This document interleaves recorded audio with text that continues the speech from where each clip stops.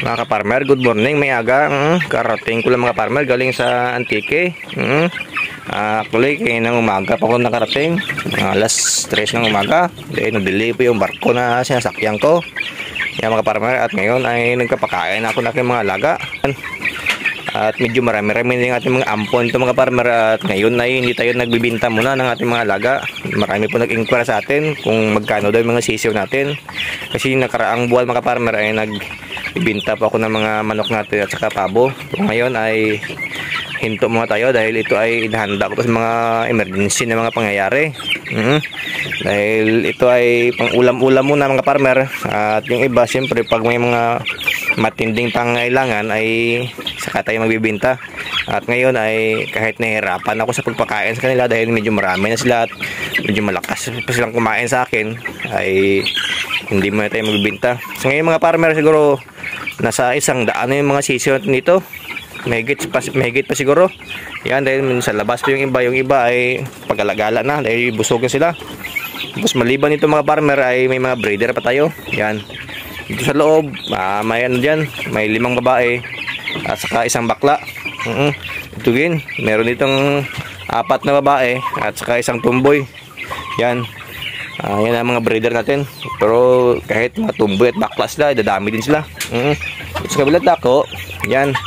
Ito mga farmer, puno rin. May mga pabo tayo dito at mga aswang. Yan. May mga aswang tayo, manok. Marami-rami ito mga farmer, mahigit 20 yata ito. Yan, mga mahigit 1 linggo ito. Yung kanilang mga edad. At hindi pa sila nakakain dahil inuna ko sa labas. Dahil medyo magulo kasi ito sa labas mga farmer. Pag ipahuli mo ito sila, hindi may hirapan ka sila. Dahil maapak-apaka mo sila mga farmer pag hindi mo sila pakainin. Problema ito mga farmer, may mga wise talaga dito. Yung mga pagkain ng mga maliit na sisiw ay tinitira nila. Kahit may mga pagkain sa labas. Yung mga farmer ay ubos yung ating ginagawang feeds. Yung ating mixed feeds, ubos na. Talaga nagustuhan nila. Yung iba mga farmer ay pag-alagala na lang. Yan.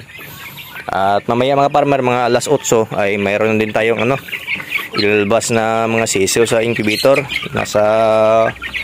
Siguro mga 12 yata yun o 15. Kaya dagdag pakainin naman. Dagdag gastusin. Ito sa labas mga farmer, meron din tayong mga pabo dito. Ito yung malaking pabo natin, Black Spanish. Yan, mga pabo din yan mga farmer, mga maliit. Yan, mga maliit mga pabo din yan. Gusto nila pumasok sa kanilang kapwa pabo. Pero hindi sila makapasok dahil siyempre mainit. Okay mga farmer, maraming salamat po sa patuloy na pagsuporta sa ating mga ina-upload na video sa social media.